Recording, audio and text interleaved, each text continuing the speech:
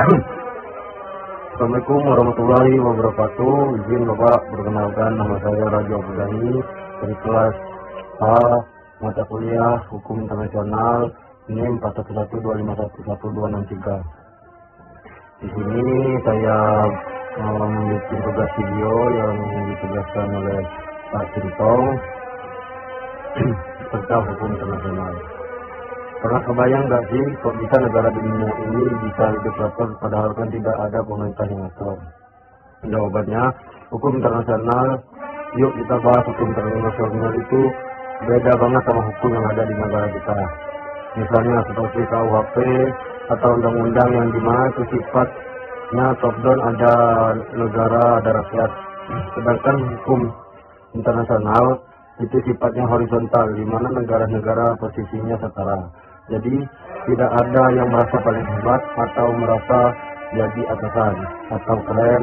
Dan yang menarik lagi, hukum internasional tidak memiliki polisi yang powerful. Jadi penegakannya tergantung pada trust dan kesepakatan antar negara.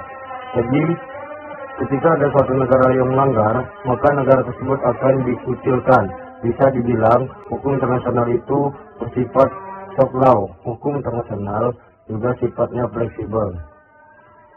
Dia bisa masuk ke semua aspek. Contoh, aspek global mulai dari hukum perang, lingkungan, sampai hal-hal kecil seperti perlindungan satwa langka.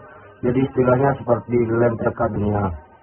Jadi hukum internasional itu beyond rules. Dia adalah cara dunia untuk struktur barang-barang. Hukum internasional adalah cabang hukum yang mengatur hubungan antar negara, organisasi internasional, dan dalam beberapa kasus individu. Hukum ini mencakup aturan dan prinsip yang disepakati komunitas internasional untuk menjaga ketertiban dan keadilan di tingkat global.